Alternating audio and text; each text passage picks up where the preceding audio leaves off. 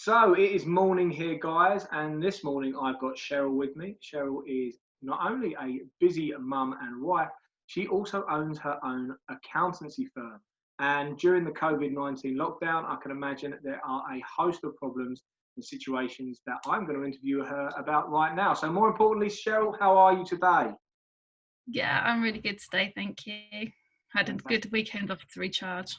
Good, good. So what's I'm going to move straight over to your business, the accountancy at the moment. Talk to me a little bit more about that. What's your setup? So there's four of us in the business, myself, my husband, and two staff.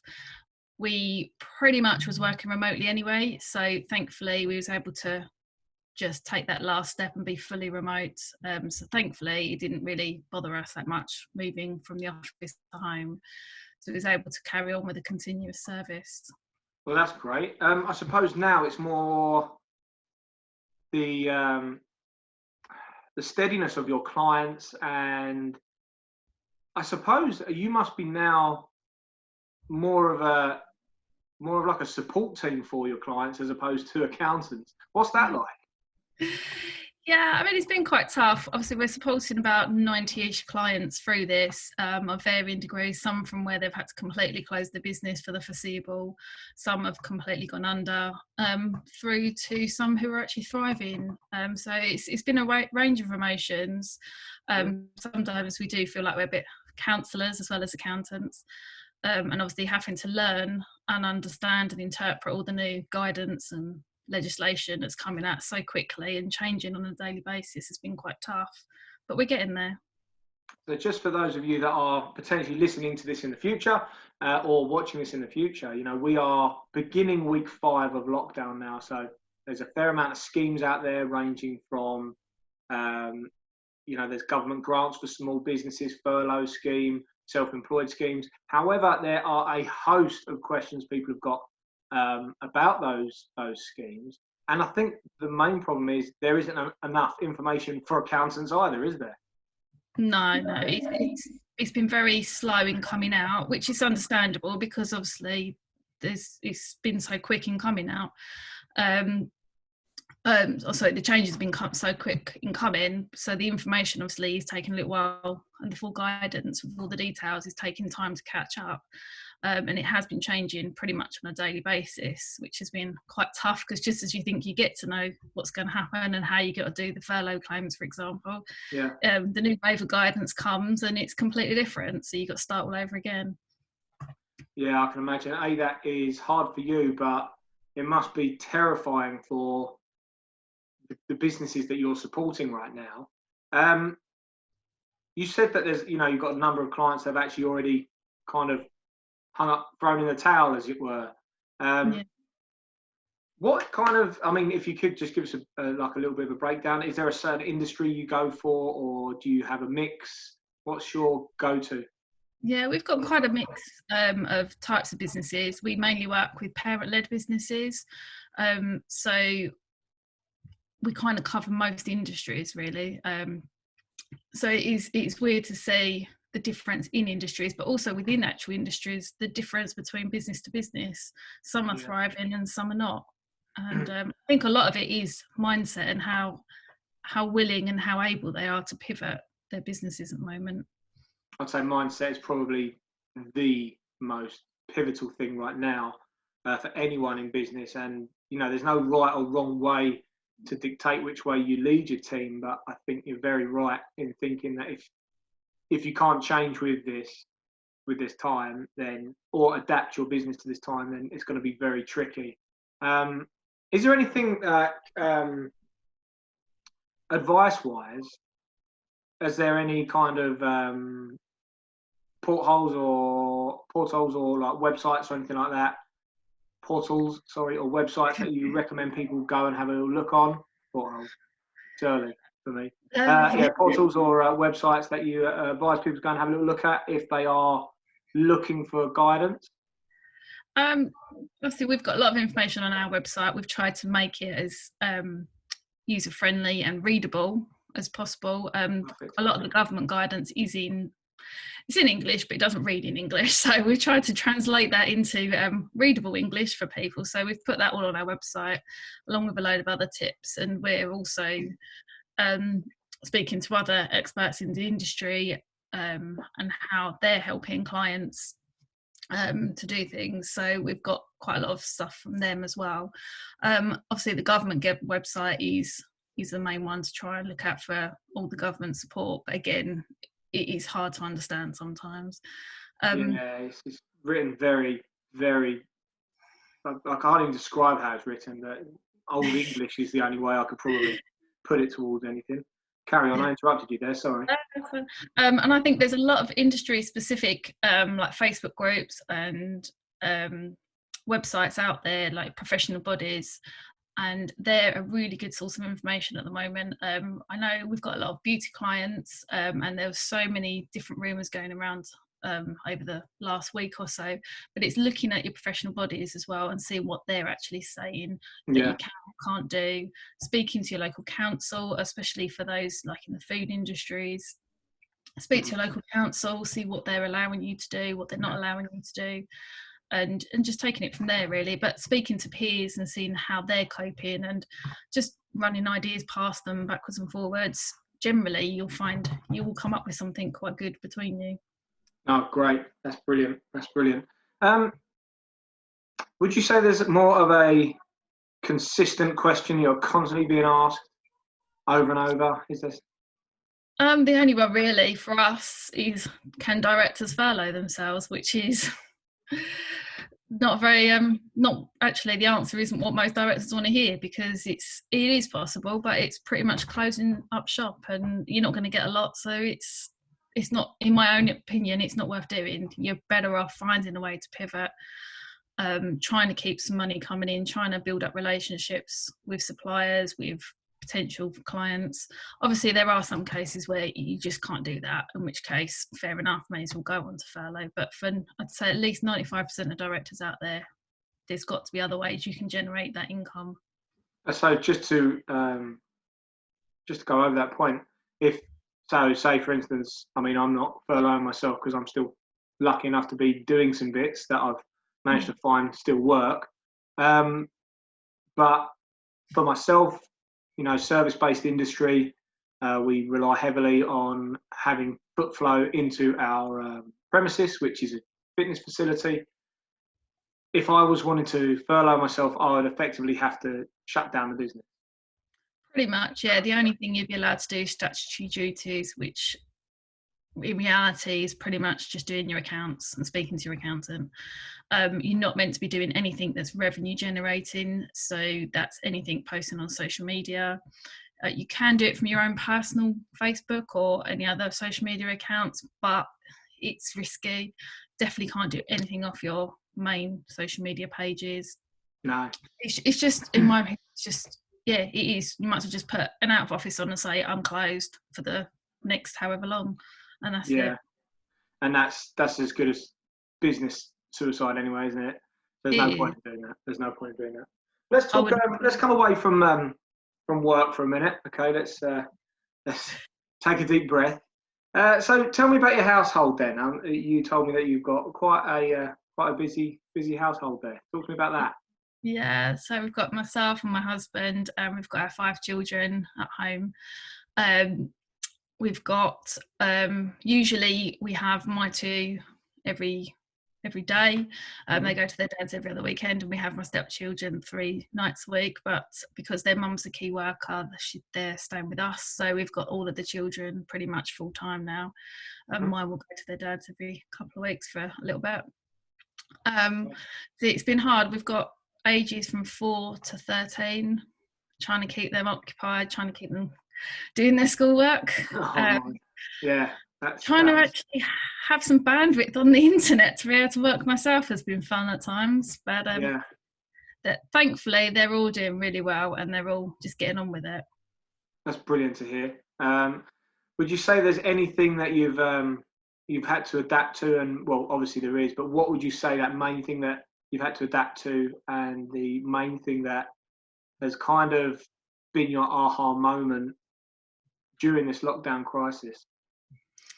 For me, where I've been working pretty much constantly, 14, 15 hour days, it's been hard trying to get my head around everything that's going on. Thankfully, for the first few weeks, I was in a little bit of a bubble, really, just trying to support clients. So I didn't really understand exactly what it was like out in the real world. But yeah, just trying to cope, but also look after myself as well, which I didn't do at the beginning. I didn't put my own oxygen mask on, and I felt the effects of that, where I was absolutely shattered, basically. Yeah. So I've had to really take a step back and go, yeah, as much as I want to help our clients and I want to be there and do that, I need to look after ourselves first before I burn out. So that's been a bit of an aha moment. And a weekend off this weekend, probably the first full weekend off since this all started, has really helped me mindset wise, but also helped me to have the energy to come back another week and do everything I need to do. I think you do need that time, even just to reflect as well, just to have a little moment to yourself, just to think about what's going on. And I'm glad that you've managed to find the time to actually focus on yourself, because, as you said, if you're not going to put your oxygen mask on, and for those of you that don't know what that means, the reason on an aeroplane, when the plane starts going down and the oxygen masks come on, and they tell parents to always put their own oxygen masks on, is because if you've got 2 kids, you'll probably get to the first kid, but then both you and your second kid won't make it. And that's because you didn't focus on yourself first. So you put your own oxygen mask on, you'll get to both kids. And what that means is, if you don't look after yourself, guys, then you're not going to be able to do your utmost in looking after the ones that you love. So remember that you are the top of that hierarchy of importance when it comes to family dynamics and stuff.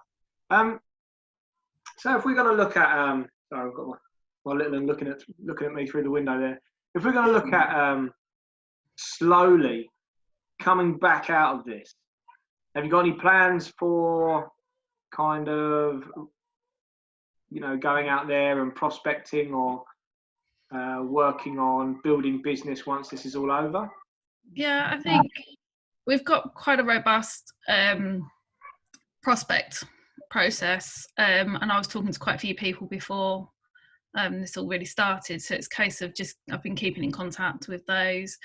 Haven't been able to do any networking really since this all started, because obviously focusing on our existing clients, so I need to get back out. And I'm really enjoying, or I say enjoying, I've done one, but liking the fact that you can meet an awful lot more people, because a lot more people are online and a lot of networking has gone online. So I'm really looking forward to getting out and meeting more people.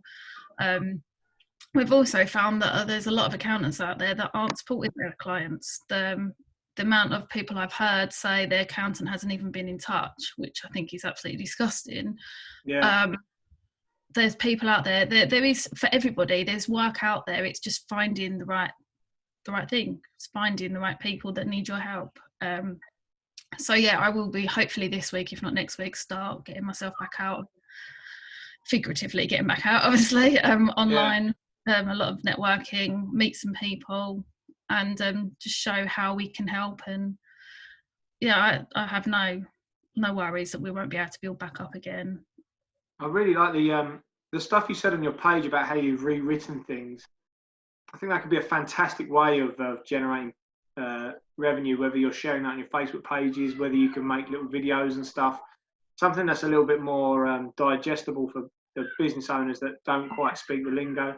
Yeah, you have quite big companies out there that have got like their own team and their legal side that will understand what's going on. They've probably got HR departments that can help out as well. But for the painter and decorator, for the one-man band builders businesses, or the small cafes like myself, gyms, personal trainers, we don't have that capacity. We don't, there's a reason we kind of pick things up and put things down for a living, is because we're not quite savvy. And I can only speak for myself, but a few people I know aren't quite savvy when it comes to that side of things. And I think that if you are supporting the way that you are supporting, you're going to have no trouble coming out the other end of this. And to be honest, like you say, if people are abandoning their clientele, they don't really deserve to come out of this on the other side. No, they don't. And I think a lot of it, unfortunately, is because accountants are quite old school in nature, and they're not used to this, and it's probably taken them a good few weeks to be able to work out how to work from home. I mean, that lies the problem, though, doesn't it? I mean, if you're going to be in this time, this day and age, and not move with the times, then again, where do you fit? Where do you fit in this going forward? Exactly. I mean, we've been trying to say this for quite a while now. I mean, we was one of the first accountancy practices to go completely paperless, completely digital. Yeah. And it's now proving dividends because we're able to carry on with our service. We're all up to date with pretty much with bookkeeping. We're all up to date with accounts. We're up to date with everything. So, and that's because we kept with the times. Mm. Well, you have to. I mean, this is the way we communicate now. And it's all well and good saying, oh, we're old school, this is the way we've always done it. But, you know, a lot more intelligent people, the likes of Warren Buffett and, you know, the top guys in the world have always said, if you're going to continue to say this is the way I've always done it, then you're going to go under very soon, which is scary when you've got very intelligent people running these companies that are just so stubborn and decide that they're not going to adapt and change, and then eventually just abandon their clientele, which isn't right. Let's move on to a little bit more of more happy stuff then. So what have you done, or what are you looking to do for yourself? Is there anything that you've been doing as a family, or something that you've got out of this and you thought, God, I've never had that before? Is there anything that you've managed to stumble across? Probably not really. I mean, we've spent more time as a family together, so we always try and do things as a family, all 7 of us together, but most of it is outside of the house. We'll go out for day trips, so it's trying to find ways we can do things all together indoors, considering there's quite an age range. So yeah, we've had a few movie nights where we've actually been able to agree on a film, which has been good.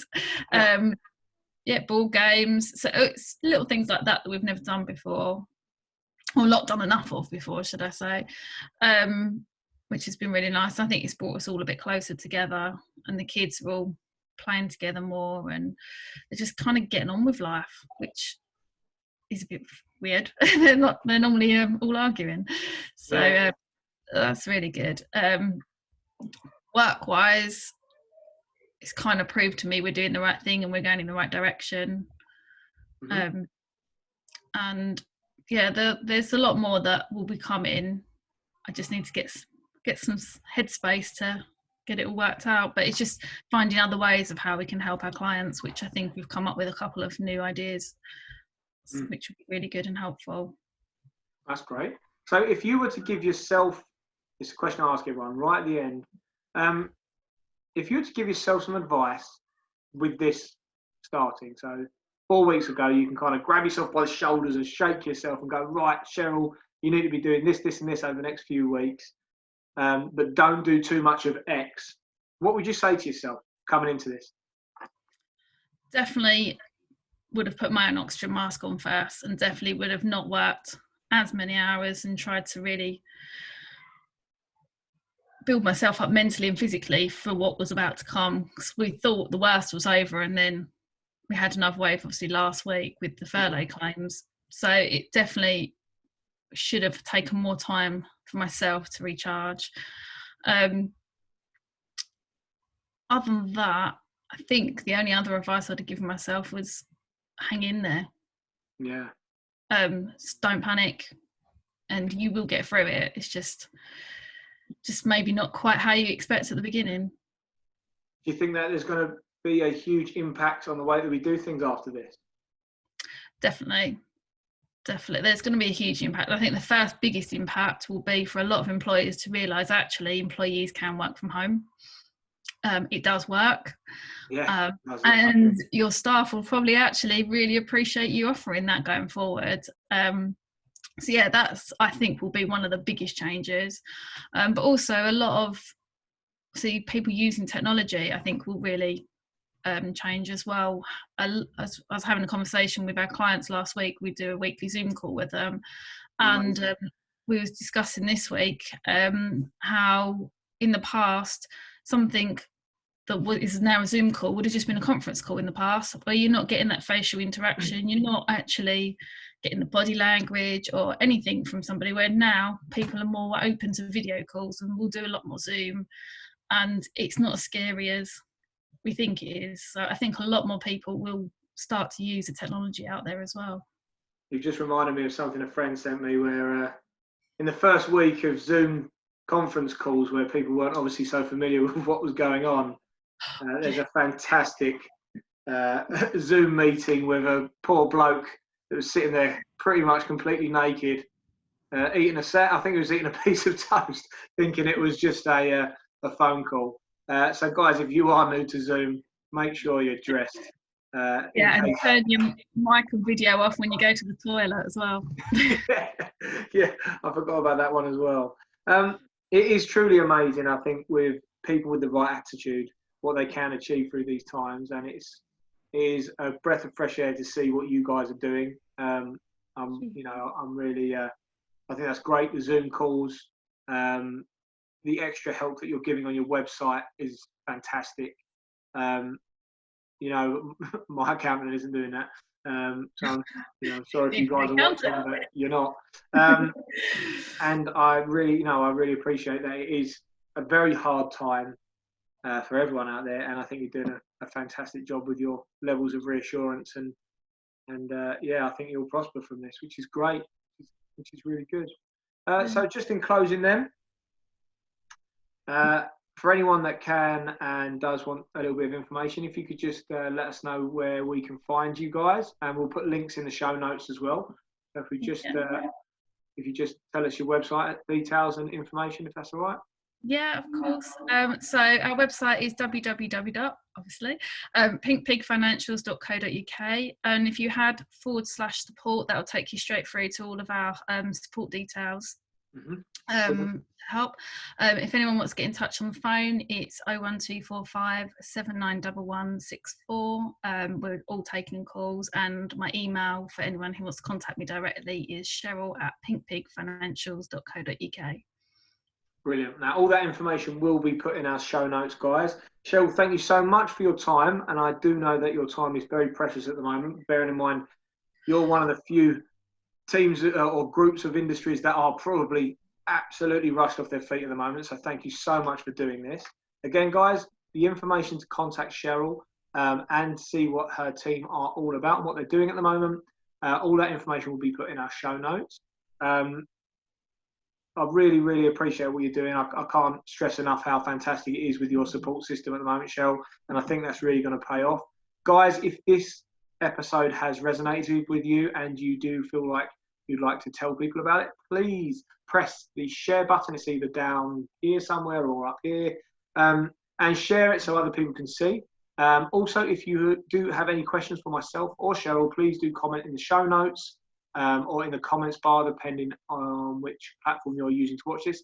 And if you would like to talk to me and be in one of these episodes, please contact via the comments below or get in contact via our Facebook page. Thanks again for watching. Cheryl, don't go anywhere, but for you guys, I'm going to press the stop record button and I'm going to carry on. Oh, that's my alarm going off. Having a little chat. So thanks again for that, Cheryl, and we'll see you soon. No, thank you.